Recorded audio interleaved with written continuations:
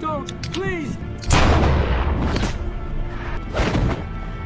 Faster film का first scene एक prison से शुरू होता है, जहां से मेन कैरेक्टर ड्राइवर को प्रिजन से निकालकर पुलिसमैन ऑफिसर के पास ले जाते हैं। ऑफिसर इसे कहता है तुम यहाँ रहे, लेकिन तुम्हें किसी किस्म की ट्रबल नहीं हुई। फिर वो कहता है कि मैं ये उम्मीद करता हूँ कि यहाँ जो अंधेरा है तुम इसको पीछे छोड़कर जा रहे हो। इस पर वो कहता है कि कोई क्वेश्चन है। फिर ड्राइवर कहता है कि एग्जिट कहाँ है। इससे जाहिर होता है कि ड्राइवर 10 ईयर्स से प्रिजन में कैद होता है, लेकिन अब आजाद हो जाता है। जेल से बाहर आने के बाद ड्राइवर तेज भागकर एक जंक यार्ड में पहुंच जाता है, जहाँ टूटी हुई गाड़ियां होती हैं। वहाँ एक सही गाड़ी के ऊपर से कपड़ा हटाता है और इसे ले जाता है। इसमें कुछ डॉक्यूमेंट्स, पेपर्स और पिक्स होती हैं। फिर वहाँ एक तस्वीर देखता है जिसमें इसका भाई होता है। इसका कत्ल किया जा चुका होता है। यहाँ ये भी पता चलता है कि ड्राइवर का मकसद एक एक करके अपने भाई के कातिलों से बदला लेना होता है। ये सोचकर वो अपनी कार की डायरेक्शन को बेकरफील्ड ऑफिस की तरफ कर देता है और वहाँ जाकर ऑफिस के एम्प्लॉय को मार देता है। अंदर से ऑफिस वर्कर्स चिल्लाना शुरू कर देते हैं और एक सीसीटीवी कैमरा के जरिए इसकी रिकॉर्डिंग हो जाती है। थोड़ी देर में वहाँ इन्वेस्टिगेशन टीम पहुंच जाती है और वहाँ कॉप और डिटेक्टिव इस केस को हैंडल करते हैं। फिर ड्राइवर इस आदमी की जगह पर होता है जिसने इसे गाड़ी और गन दी होती है। वहाँ न्यूज चैनल पर सेम न्यूज चल रही होती है कि बेकरफील्ड में एम्प्लॉय को मार दिया गया और मर्डरर्स की एज 30 इयर्स थी और हाइट 6'5" थी। पुलिस ने अभी विक्टिम का नाम नहीं बताया। ड्राइवर इस आदमी को पैसे देता है, लेकिन वो आदमी इससे कहता है कि बताओ तुमने प्रिजन में रहकर इतना पैसा कहाँ से स्मगल किया। जिस पर ड्राइवर कहता है कि तुम्हें जानने की जरूरत नहीं है। ड्राइवर इससे इसके भाई के कातिलों की नेम्स की लिस्ट मांगता है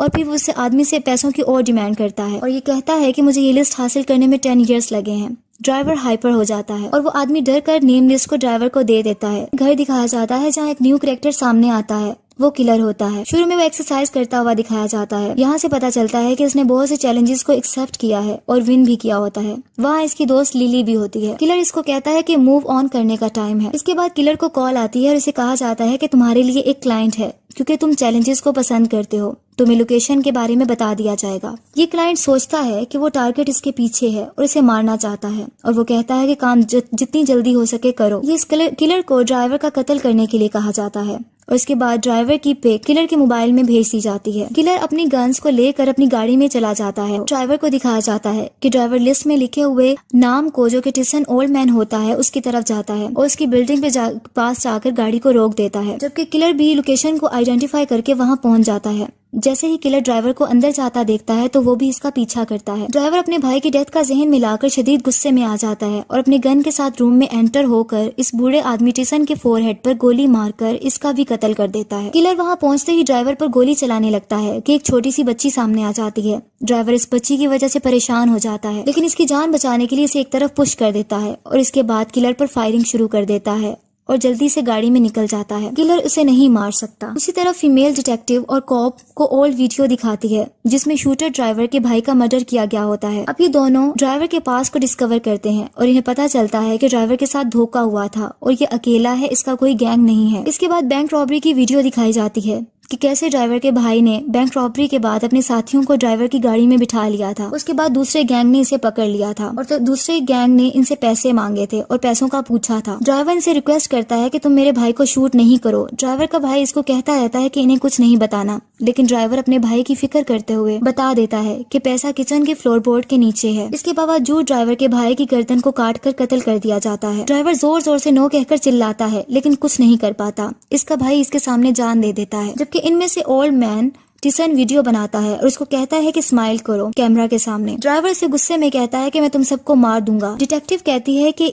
अब इन वीडियोस में जितने लोग हैं जिन्होंने इसे मारने की कोशिश की और इसके भाई का मर्डर किया, वो इन सब के पीछे जाएगा और इनका कत्ल कर देगा। इसी दौरान डिटेक्टिव और कॉप को न्यूज आती है कि टिसन ओल्ड मैन का कत्ल हो गया है और वो जल्दी से वहाँ पहुँच जाते हैं। पता चलता है कि गन से फायर करके 2 पर्सन के दरमियान हुई। इसके बाद दोनों गायब हो गए। फिर दिखाया जाता है कि ड्राइवर मोटेल पहुँचता है। इस होटल के रूम में न्यूज देखता है इस मर्डर के बारे में जो ड्राइवर ने किया होता है। मॉर्निंग टाइम में दोबारा ड्राइवर अपनी गाड़ी लेकर निकल जाता है और एक घर के सामने पहुंचता है जो कि एक लेडी का घर होता है। घर में वो लेडी अपनी बेबी के साथ होती है और ये ड्राइवर लेडी की पुरानी दोस्त होती है। वो अंदर अपनी गन लेकर जाता है और वहाँ जाकर फ्रेम पिक देखता है। वो लड़की इसके करीब आती है और फ्रेम लेकर इसको स्लैप कर देती है और कहती है कि तुम यहाँ क्यों आए हो और तुमने मुझे प्रिजन में आने से क्यों रोका था। फिर वो ड्राइवर को बताती है कि मैंने अपनी नई जिंदगी शुरू कर ली है। ये सुनकर ड्राइवर वहाँ से चला जाता है। अब ड्राइवर का नेक्स्ट टारगेट निक्सन होता है और वो स्ट्रिप क्लब में होता है। जल्द ही ड्राइवर स्ट्रिप क्लब में पहुंच जाता है जहाँ बहुत से आदमी खड़े होते हैं और वहाँ निक्सन भी होता है। निक्सन हकीकत में वही आदमी होता है जिसने इसके भाई का कत्ल किया होता है और इसको काटा होता है। ड्राइवर अंदर जाता है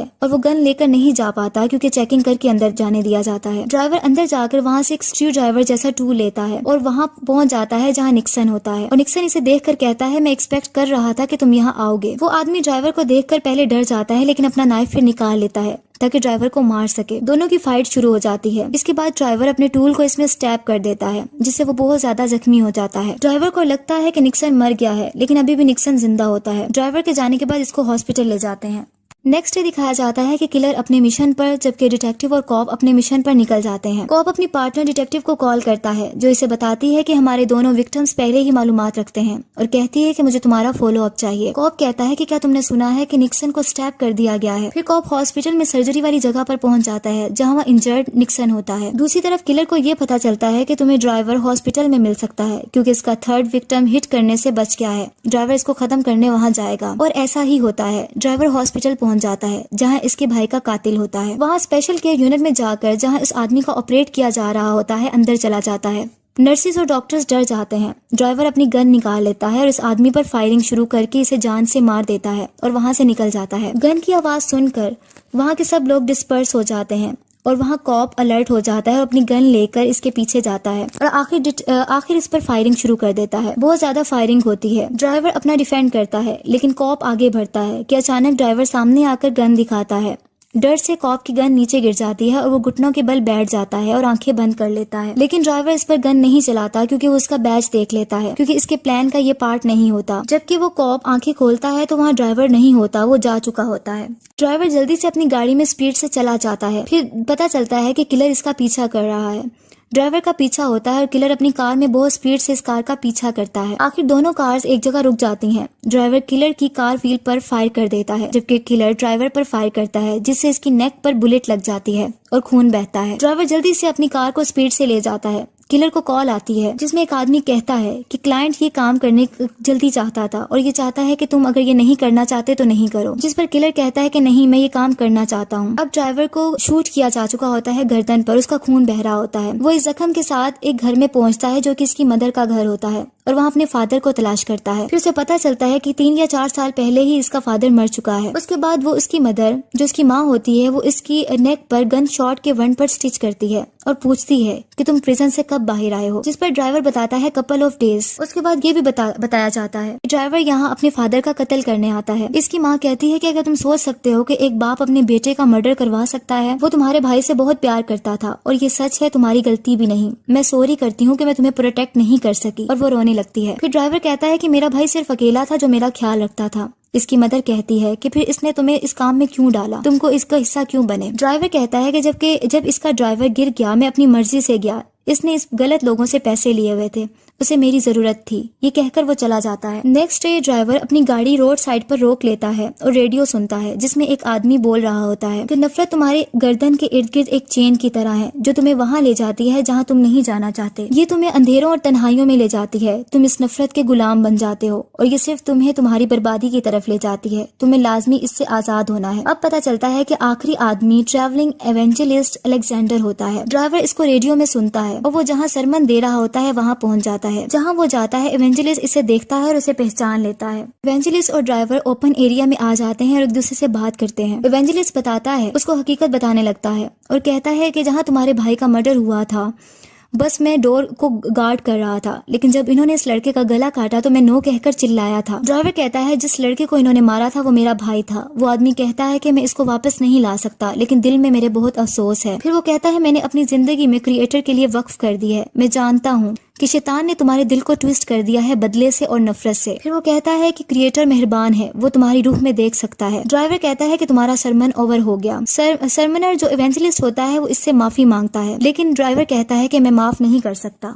ड्राइवर आसमान पर परिंदों को उड़ते हुए देखता है जबकि इवेंजलिस्ट मुसलसल दुआएं कर रहा होता है। उसके बाद ड्राइवर फायर करता है, लेकिन वो फायर हवा में होती है। वो इसको नहीं मारता और उसे कहता है कि अपनी फैमिली में वापस चले जाओ। इससे पता चलता है कि इवेंजलिस्ट की जान बच गई है और उसे माफ कर दिया जाता है। फिर ड्राइवर चर्च में अपने भाई की तस्वीर को देखता है और पिस्टल के साथ टेबल पर रख देता है। किलर थोड़ी देर में वहाँ पहुँच जाता है और ड्राइवर को गन पॉइंट पर रखता है और इस तरह को वहाँ से बाहर से गुजरता है और वो दोनों की कार्स को देखता है, किलर्स की और ड्राइवर की। उसके बाद उसे उसे डिटेक्टिव की कॉल आती है और वो उसे बताता है कि दोनों यहाँ हैं और वो हैरान हो जाती है। डिटेक्टिव कहती है कि इसका वेट करने का बोलती है, लेकिन वो कहता है कि मैं फ्लो के साथ चलना चाहता हूँ और अपनी पिस्टल लेकर वो भी चर्च के अंदर जाने लगता है। अंदर किलर ड्राइवर को कह रहा होता है, मैं तुम्हें काफी दिनों से मारने की कोशिश कर रहा हूँ और तुम मेरे अगेंस्ट कुछ नहीं करना चाह रहे। मुझे लगता है तुम मुझे सीरियस नहीं ले रहे हो। ड्राइवर पूछता है कि तुम मुझसे क्या चाहते हो, तो वो कहता है प्रोफेशनल कर्टिसी।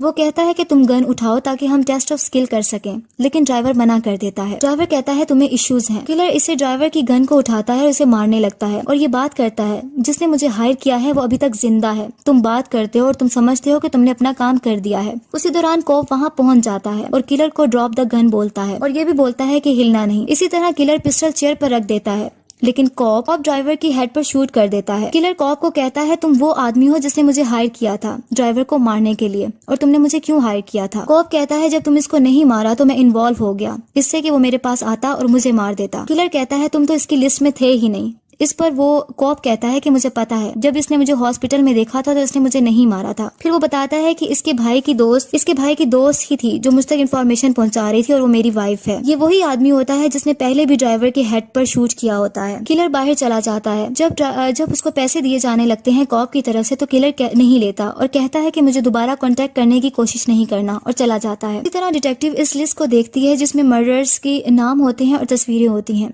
गौर से वहाँ वो कॉप की भी पिक होती है और वो हैरान हो जाती है और वो एक ऑफिस मेंबर को कहती है कि ये केस को फ्लिप नहीं करना। दूसरी तरफ कॉप अपनी फैमिली को कॉल करता है और उसे कहता है कि मैंने केस को क्लोज कर दिया है, परेशान नहीं होना, मैं कपल आवर्स में घर पर आ जाऊंगा, सब ओवर हो गया है। इतनी देर में ड्राइवर इसकी बैक साइड पर आता है और इसे शूट कर देता है। ड्राइवर जिंदा होता है। मरते मरते कॉप पूछता है कि तुम जिंदा कैसे हो। ड्राइवर इसे मेटल दिखाता है जो इसके सर की बैक साइड पर लास्ट में सेट की गई थी। कॉप कहता है कि मैंने अपनी हेल्थ खुद बनाई है। ड्राइवर इस पर दूसरा गन फायर कर देता है जिससे कॉप की डेथ हो जाती है। डिटेक्टिव वहाँ पहुंचती है और उसको कॉप की डेड बॉडी मिलती है। ड्राइवर सब मर्डरर्स को मार चुका होता है जो कि इसके भाई के कत्ल में इन्वॉल्व थे, सिवाय इवेंजलिस्ट अलेक्जेंडर के, क्योंकि उसने माफी मांग ली होती है। आखिर में ड्राइवर अपने भाई की एशेस को समुद्र में बहा देता है क्योंकि वो अपने भाई का बदला ले चुका होता है। जबकि दूसरी तरफ ट्रैवलिंग इवेंजलिस्ट अलेक्जेंडर को दिखाया जाता है जो फॉरगिवनेस पर अपना सरमन दे रहा होता है।